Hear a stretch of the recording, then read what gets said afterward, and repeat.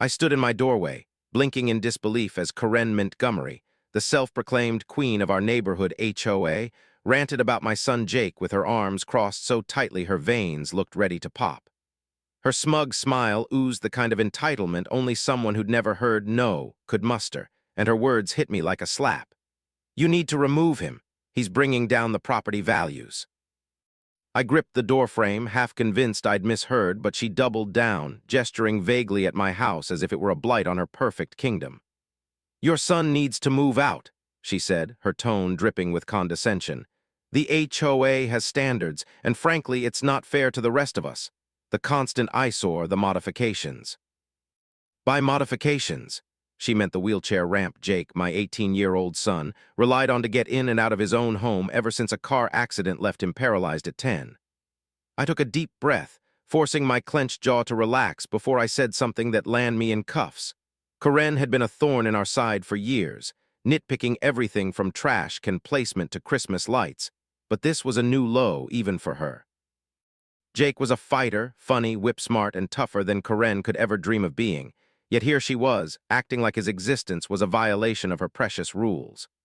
Karen, I said, straining to keep my voice level, you do realize you're talking about a human being, right, my son? She waved a hand dismissively, her faux sympathy as hollow as a politician's promises. Yes, and I sympathize, she lied, but rules are rules. The HOA guidelines state unsightly structures must be removed. I stared, incredulous as she called the ramp industrial, pausing like she was proud of avoiding a worse word. You want me to tell my disabled son he has to move out because you don't like looking at a ramp? I asked, folding my arms. She sighed, all theatrical exasperation, as if I were the unreasonable one. Look, Ethan, I'm just trying to maintain the community's standards. It's not personal. But it was personal. Karen had been gunning for me ever since I refused to bow to her absurd HOA demands, and now she'd set her sights on Jake. I exhaled slowly, locking eyes with her. This conversation is over, Karen, she huffed, puffing up like a peacock. You don't have a choice. If you don't comply, I'll be forced to fine you. I smiled, but it was ice cold. You do that, and I'll introduce you to the Americans with Disabilities Act. She scoffed, waving it off with the confidence of someone who'd never been challenged. Oh, please, the ADA doesn't apply to private communities. Her ignorance was almost laughable, but before I could retort, I shut the door in her face, hearing her stomp off to probably draft another self-righteous email. Inside, Jake rolled up, grinning from the hallway. Well, he said, I'd say that went well. I chuckled, though anger simmered beneath it. She's out of her mind. Jake smirked, flexing his arms. She thinks she can fine us into making me disappear. I'm a true menace to society. Despite the frustration, I laughed. Jake had a gift for lightening the load, but this wasn't over. The fight was just beginning. The next morning, I found an official HOA letter stuffed in my mailbox, its crisp white envelope practically radiating Karen's smugness as I tore it open to reveal a violation notice demanding I remove Jake's wheelchair ramp within 30 days. A secondary note jabbed even deeper, suggesting Jake, long-term residence, didn't align with HOA community expectations. It wasn't just about the ramp anymore. She was trying to erase him from the neighborhood entirely. My fists clenched, adrenaline surging as I imagined her typing this garbage with that self-satisfied grin, thinking she'd finally cornered me. She had no clue who she was messing with, though. Karen didn't know, and neither did anyone else in this beige purgatory of a subdivision, that I owned the HOA's office building, lock, stock, and land.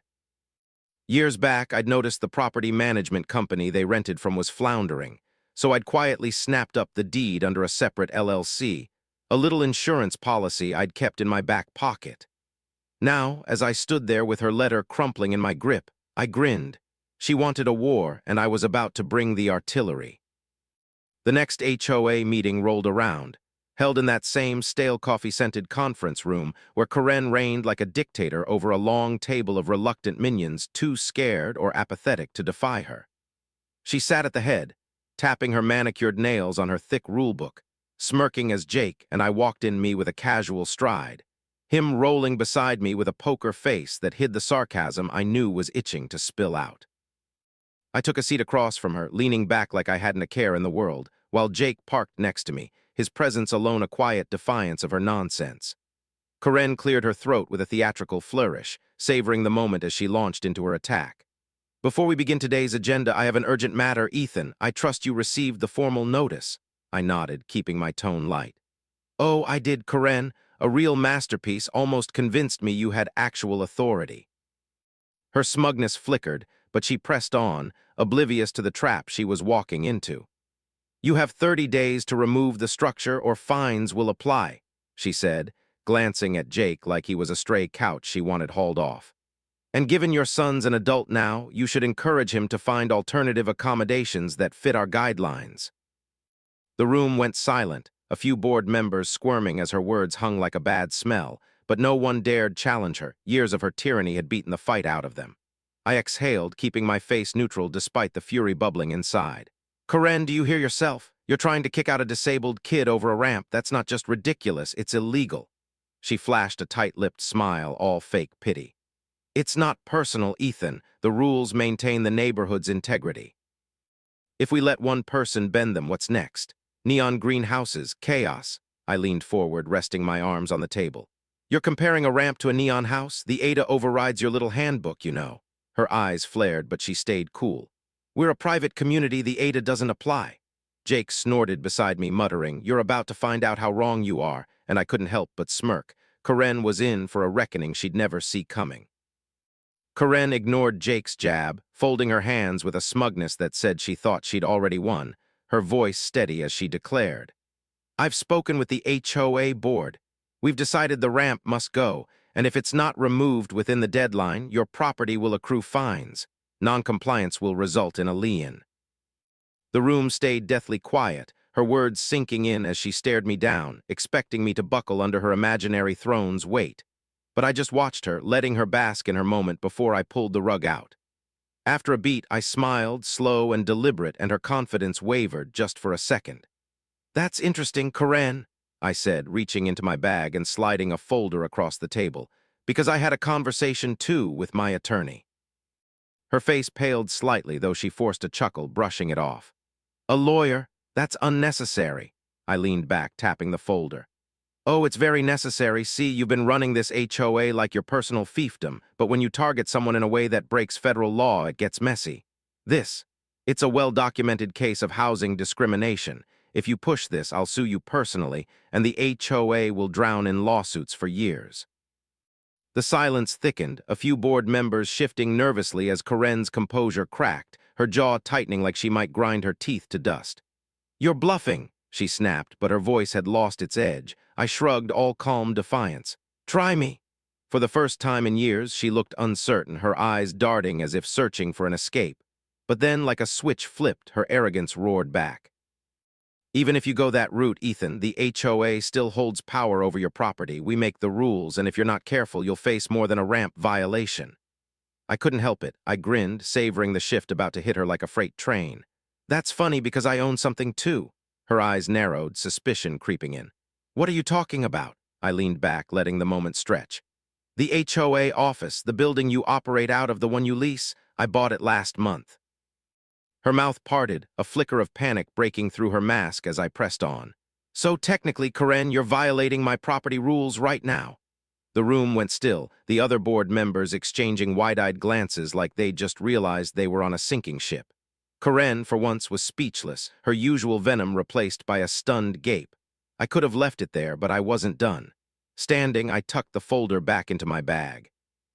Here, how this goes. You back off, forget this absurd complaint, and if you don't, you'll be hunting for a new meeting spot real soon. Her jaw clenched so hard I thought her teeth might shatter, but she stayed frozen as I nodded to Jake. Together, we turned and left, his wheels humming against the floor, leaving the stunned silence in our wake. Out in the parking lot, Jake finally let loose the laugh he'd been holding. Dad, that was so much better than what I had in mind. I grinned, clapping his shoulder. We're just getting started. The air felt lighter, but I knew Karen. She wouldn't slink away quietly. She'd regroup, and I'd be ready when she did. The week after that meeting was eerily quiet. No snide emails from Karen, no passive-aggressive notes about the ramp, not even a complaint about my trash cans being a hair out of line. And in a neighborhood ruled by her petty tyranny, that silence screamed trouble. I sat at my kitchen table the morning of the next HOA meeting, sipping coffee and watching the clock tick down to what I could only call her judgment day, knowing she wasn't the type to retreat. She was plotting, and I'd already set my final trap. Jake rolled in, his grin sharp as he caught my mood. "What's the over-under on us live streaming this?" he asked, and I chuckled, the tension easing for a second. "Trust me, this one's going to be legendary," I replied, finishing my coffee as we headed out, the air crackling with anticipation. When we arrived, the conference room buzzed with a nervous energy. Whispers replaced the usual chatter, all eyes flicking to Karen as she sat at the head of the table, her posture rigid, her face a mask of forced calm hiding the venom I knew was brewing. I took my seat across from her, Jake beside me, and leaned back, letting her think she still held the reins. She cleared her throat, her voice smooth but edged with triumph as she addressed the room. "Before today's agenda, I have an announcement. After much consideration, the HOA board has unanimously voted on new regulations, effective immediately to protect our community's integrity and aesthetic appeal." I tilted my head, unimpressed. "Let me guess, rules about grass height, holiday decorations, or are we finally banning garden gnomes?" She ignored me, flipping through her folder with a flourish. "Among them is a provision on permanent external modifications that don't align with our uniform aesthetic, including excessive accommodations that alter a home's appearance. They must be approved by the board, or homeowners will remove them within 30 days or face legal action." Jake let out a low whistle. "Wow, that doesn't sound targeted at all," he said, and I nodded, feigning thoughtfulness. "Funny, I recall someone saying the HOA makes the rules we all follow. But when those rules break federal law, they're kind of meaningless, aren't they, Karen?" Her nostrils flared, but she kept her cool. "Ethan, as I've said, we're a private entity. Our regulations are binding. You agreed to them when you bought here." I sighed, shaking my head. "You keep hiding behind private entity like it's a magic shield, but my attorney says you're not just wrong, you're spectacularly wrong." Her grip tightened on her chair, eyes darkening as I pulled a thick folder from my bag and dropped it on the table with a thud. "This is a cease and desist letter, plus a formal complaint filed with the Department of Justice for housing discrimination. Targeting a disabled resident with this rule violates the Ada and Fair Housing Act." Her face paled, but she forced a laugh. "Ridiculous. No court would take this seriously." I smiled, all cheer. "They will. I've documented every notice, email, and harassment from the past month, and disability rights groups are itching for cases like this." Murmurs rippled through the room, board members glancing around as Karen's control slipped. She tried to rally. "Even if you proceed, the HOA still has authority over community operations. You can't just—" I cut her off, grinning wider. "About that, you remember me owning your office building. As of last night, I terminated your lease. You're meeting on my property without permission now." The room froze. She was cornered, and she knew it. The silence in that conference room was so thick you could have cut it with a knife. Karen's mouth opened and shut like a fish out of water. Her usual swagger drowned in the panic flickering across her face as the reality of her terminated lease sank in. The other board members looked like they wanted to bolt, their eyes darting between us, suddenly aware they were caught in a showdown they hadn't signed up for, and I stood there, adjusting my jacket, letting the moment stretch just to watch her squirm. "So, Karen," I said, my voice calm but sharp, "you've got two choices. One, you drop this insane crusade against my son, reinstate our right to reasonable accommodations, and we all move on. Or two, I push forward with legal action. You get named in a discrimination lawsuit, and the HOA's homeless by month's end." I shrugged, casual as if I were picking dinner options. "Up to you." Her face twisted, a mix of fury and desperation, but she knew she was trapped. Her gaze swept the table for backup, but the board members wouldn't meet her eyes, their silence louder than any protest. After what felt like forever, she forced a tight, venomous smile. "Fine," she hissed. "The complaint is dropped." Jake grinned beside me, his voice dripping with mock surprise. "Wow, that almost sounded gracious." I smirked, not ready to let her off that easy. "Oh, and one more thing. I'll be putting forth a vote of no confidence in your leadership at the next meeting." Her whole body stiffened, her knuckles whitening as I gestured to the room. "I think everyone here agrees this HOA needs new blood. Your recent stunts are about to cost them a fortune, and I'm betting you won't have many fans left."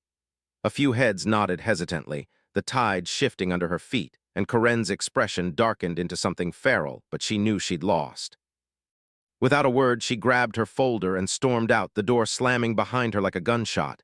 Jake let out a low whistle as the echo faded. "Dad, that was brutal," he said, shaking his head with a grin. I chuckled, the weight of the fight finally lifting. It was necessary. We walked out of that soon-to-be-vacated building, the sun warm on my face as Jake rolled beside me, still smirking. "So what happens now?" he asked, and I exhaled, feeling freer than I had in years. "Now we go home and enjoy our neighborhood without Karen's garbage for once." He laughed, nodding. "Best revenge story ever." I ruffled his hair, grinning back. "You have no idea." The drive home was quiet, but it was the good kind, the kind that comes after a storm's past, leaving everything sharper, clearer. I knew Karen wouldn't vanish entirely. She'd lick her wounds and come back swinging, but I'd be ready. Owning that building gave me leverage she couldn't touch, and the legal ammo in my folder was a loaded gun she'd be wise to dodge. For now, though, it was enough to savor the win, to know Jake could roll up his ramp without her shadow looming over us. Back at the house, I poured a coffee and sat on the porch, watching him mess around in the yard, his laughter cutting through the afternoon air. Karen had tried to take that from us, but she'd failed, and that victory tasted sweeter than anything she could have imagined. The days after Karen's defeat stretched into a strange, peaceful lull. No HOA notices clogging my mailbox, no sanctimonious lectures at my door, just the hum of a neighborhood finally free of her chokehold. And I let myself enjoy it, sipping coffee on the porch while Jake tinkered with a model rocket in the yard. He'd taken to calling it Operation Karen Be Gone, a jab at her retreat that made me laugh every time, but beneath the calm, I knew she wasn't done. Her type never was, and I kept my guard up, the folder of legal threats and the deed to the HOA building close at hand. The next meeting loomed like a storm cloud, and I planned to strike while she was still reeling, pushing that vote of no confidence to rip her crown away for good. She'd ruled this place too long, and I wasn't the only one tired of it. The night before, I sat with Jake at the kitchen table, going over the plan. He insisted on coming, his sharp wit a weapon I couldn't refuse, and we mapped out every angle from the board members I could sway to the exact wording of my motion. "You think they'll actually vote her out?" he asked, spinning a pencil between his fingers, and I nodded, grimly certain. "They're scared of her, but they're more scared of lawsuits and losing their meeting room. Money talks louder than her tantrums." He grinned, leaning back in his chair. "Can't wait to see her face when she realizes she's toast." Morning came fast, and we rolled into the HOA meeting with a quiet confidence. The room felt different this time, less like Karen's throne hall and more like a battlefield, her usual smirk replaced by a tight, wary frown as she clocked us walking in.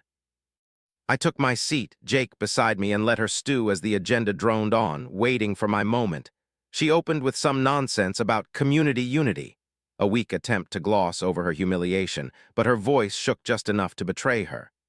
When the floor opened, I stood, clearing my throat.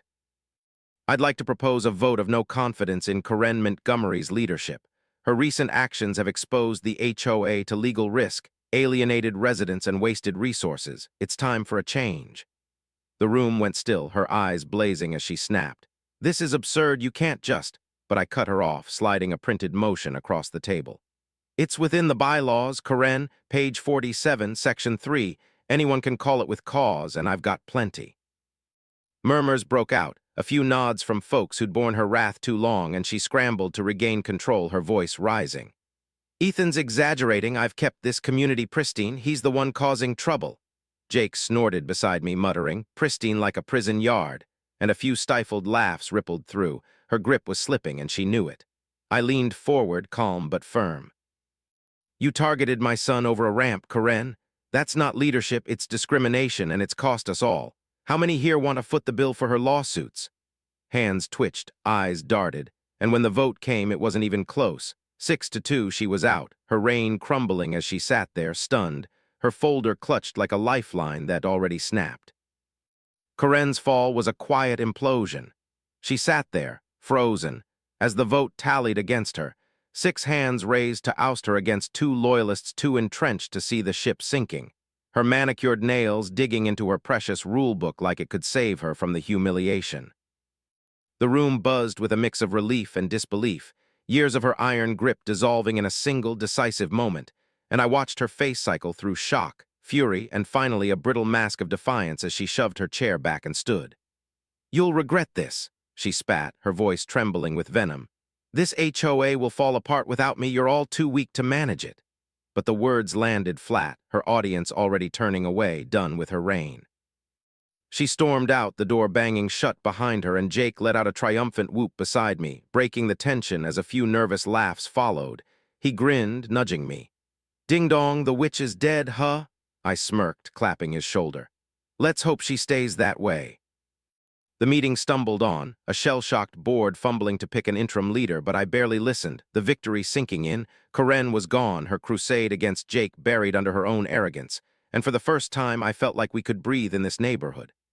Outside, the air was crisp, the sun dipping low as we headed to the car, and Jake rolled beside me, still buzzing.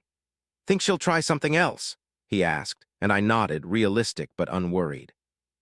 "She might, but she's got no leverage now. I own the building, the lawsuits are locked and loaded, she's out of moves." He laughed, tilting his head back. "Man, you played her like a fiddle, should have seen her face when you dropped the lease bomb." I grinned, the memory sweet. She'd built her empire on control, but I'd flipped the board, and now she was scrambling on the sidelines. Back home, I sank into the couch, the adrenaline fatting into a quiet satisfaction, while Jake wheeled off to his room, already plotting some sarcastic victory post for his friends online. I let him have it. The kid deserved to gloat. The next few days were blissfully normal, no HOA drama clogging my inbox, just the hum of life without Karen's shadow. Neighbors even started nodding hello again, like her exit had cracked open a door we'd all forgotten was there. I knew it wouldn't last forever. She'd lick her wounds and maybe try a last-ditch scheme, but I was ready. My attorney had the discrimination case prepped. The building deed was ironclad, and the board's new interim chair, a quiet guy named Tom who'd hated Karen's guts for years, was already talking about revising the rules to ditch her petty aesthetic nonsense. Sitting on the porch that evening, coffee in hand, I watched Jake launch his Karen Begone rocket in the yard, its tiny plume streaking into the dusk. He cheered as it soared, and I felt a weight lift I hadn't realized I'd been carrying. This wasn't just about beating her. It was about keeping our home ours, about Jake living without her judgment hanging over him. And as the rocket arced back down, I knew we'd won more than a fight. We'd taken back our peace, and no HOA handbook could touch that. The weeks after Karen's ousting settled into a rhythm I hadn't felt in years. No HOA letters, no petty glares from her overtanned minions, just the quiet hum of a neighborhood shaking off her reign. And I savored it, sitting on the porch with a beer as Jake tinkered with his next rocket. The Karen Begone II, he dubbed it with a grin. The new interim chair, Tom, wasted no time. Within days, he'd called a meeting to scrap half the rulebook. Starting with the aesthetic uniformity garbage Karen had wielded like a scepter. And when the revised guidelines hit my inbox, I saw the ramp clause was gone, replaced by a nod to accessibility rights that felt like a middle finger to her legacy. Neighbors started loosening up too. Mrs. Carter next door even put out a flamingo lawn ornament, a neon pink rebellion that would have sent Karen into a tailspin. And I toasted it silently, the air lighter without her shadow. I kept an eye out, though. Karen wasn't the type to fade quietly, and sure enough, a rumor trickled back that she was rallying her 2 loyal board holdouts for some doomed counterattack. Maybe a petition or a cheap lawyer, but it didn't worry me. My attorney had the discrimination case on standby, and the building deed was my ace. She could flail all she wanted, but her kingdom was ash. One evening, Jake rolled out to join me on the porch, his eyes bright as he handed me a printout, an ex-post he'd found from some anonymous neighbor. HOA dictator finally dethroned, wheelchair ramp stays, sanity returns, with a dozen likes piling up. "We're famous," he said, laughing, and I ruffled his hair, pride swelling. He'd taken her venom and turned it into a badge, his spirit unbroken through it all. The next HOA meeting rolled around, and I went not to fight but to watch. Tom ran it with a calm efficiency Karen could never fake, and when someone asked about her, he just shrugged. "She's not coming back," the room nodding like they'd all exhaled at once. I leaned back, Jake beside me cracking quiet jokes about her inevitable retirement to Florida. And for the first time, that beige room didn't feel like a prison. It was ours again, reclaimed from her grip. Driving home, the sun dipped low, painting the sky gold, and Jake turned to me, serious for once. "You didn't just win for me, you fixed it for everyone." I nodded, throat tight. He was right. It started with his ramp, but it ended with a neighborhood free to breathe, and that hit deeper than I'd expected. Back at the house, I stepped onto the porch one last time that night, the quiet wrapping around me like a blanket. Corinne's threats, her rules, her smug face, all of it was gone, replaced by the sound of Jake's laughter drifting from his room. The clink of Mrs. Carter's flamingo swaying in the breeze, the life we'd fought for and won. I owned the building, sure, and the legal muscle was there if she ever crawled back, but this wasn't about power. It was about home, about Jake rolling up his ramp without a fight, about a community waking up from her nightmare. As the stars blinked on, I raised my beer to the sky, a silent toast to the end of her era and the start of ours, peace at last, and no one could take it away.